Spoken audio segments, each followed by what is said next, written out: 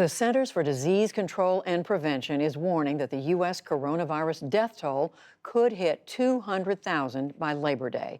That as the U.S. has suffered its highest daily number of deaths since mid-May, more than 1,500. Coast to coast, states are recording bleak firsts. California became the first state to top 600,000 infections, while Georgia had its deadliest day on record. We'll hear how the pandemic is affecting summer jobs later in the program.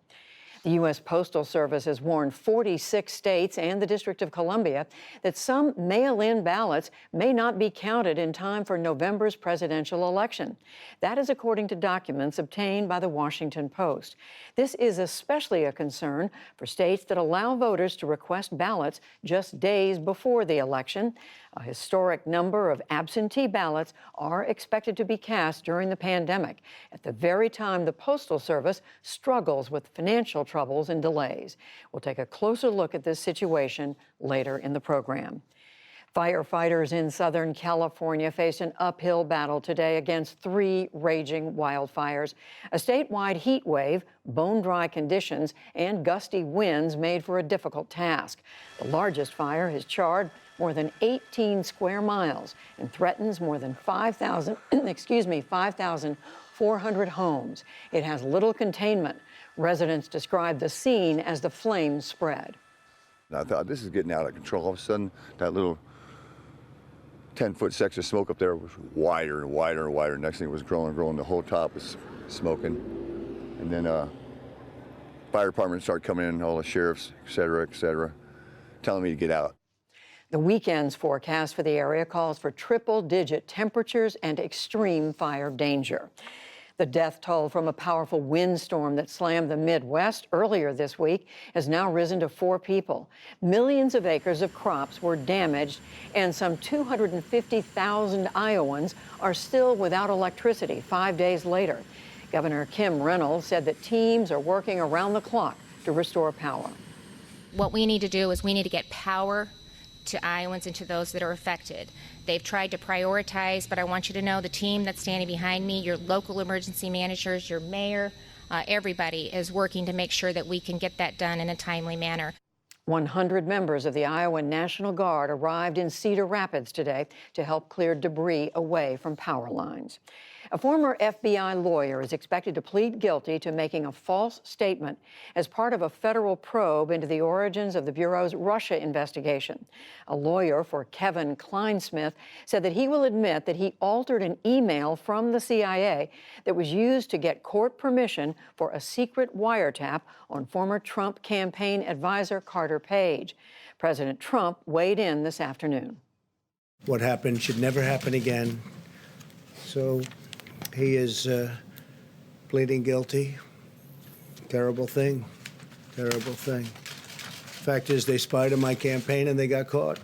The charging document does not allege any criminal wrongdoing by anyone else and offers no evidence of a broader conspiracy to undermine President Trump's 2016 campaign. In Belarus, tens of thousands marched through the capital city of Minsk today, angered over a disputed election and the brutal police crackdown that followed.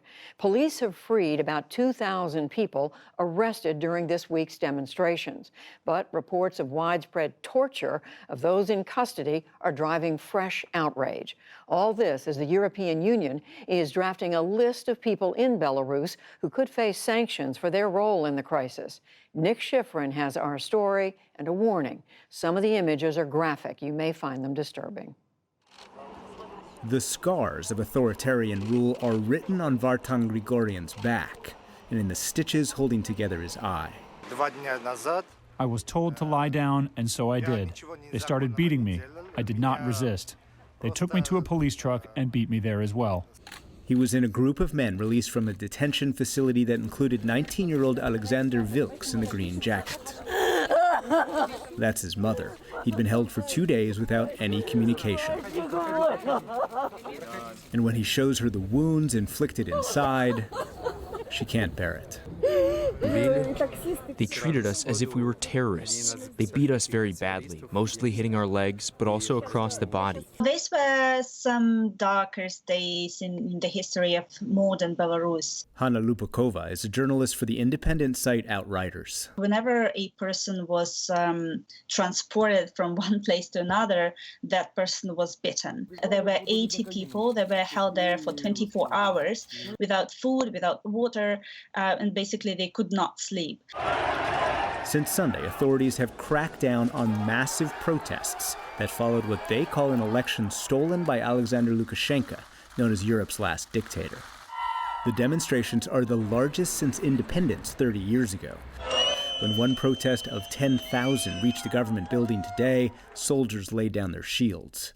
Belarus's top security official apologized to beaten protesters. And today the protest expanded to workers at state-owned factories, the backbone of the Belarusian economy. They organized a general strike. These workers were asked to raise their hand if they voted for Lukashenko or for opposition candidate Svetlana Tikhanovskaya. Those who were not interested in politics have suddenly understood the nature of this government, of this president. Those who were not against Lukashenko are now taking another side because of this police brutality, of this police violence. Today, Tikhanovskaya offered a way forward. I call on the authorities to end this and enter a dialogue. I ask the mayors of all cities to organize peaceful mass rallies. But this is still Lukashenko's regime. So they put me on the ground. They put a sheet over my head so I really couldn't see what was happening. Marissa Durham is an American master's student whose boyfriend, Stas Gorlik, is a Belarusian who's been studying in the States. They weren't protesting, but police forcibly entered their apartment 2 days ago and took him away. Stas always did everything to always make sure that I was safe no matter what. And he always took care of me. And he always knew. And the most that I want to do right now is try to protect him and help him. Late tonight, her fear was eased. After our interview, Stas was released. And 26 years later, a president's grip on power is getting weaker. For the PBS NewsHour, I'm Nick Schifrin. In Afghanistan, the government released the first wave of its final 400 Taliban prisoners today. It was a key demand for peace negotiations with the militant group in a bid to end more than 18 years of war. Officials registered the prisoners' information as they processed their release. Taliban officials said the government released 86 prisoners today. There was no immediate word when the rest will be freed. A congressional watchdog group said today that the top 2 officials at the U.S. Department of Homeland Security were appointed to their posts without legal authority. It found the appointments of DHS Acting Secretary Chad Wolf and his acting deputy Ken Cuccinelli violated succession rules at federal agencies since the last Senate-confirmed DHS secretary resigned in 2019. The watchdog has now referred the issue to the agency's inspector general. In economic news, retail spending returned to pre-pandemic levels in July, but sales weren't quite as strong as analysts had hoped. And trading was light on Wall Street today. The Dow Jones Industrial Average gained 34 points to close at 27,931. The Nasdaq fell 23 points, and the S&P 500 shed half a point.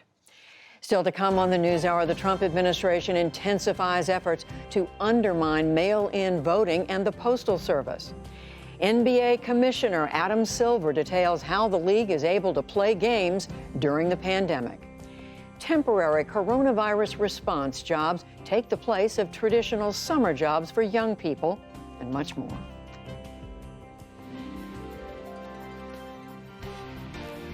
This is the PBS NewsHour from WETA Studios in Washington and in the West from the Walter Cronkite School of Journalism at Arizona State University.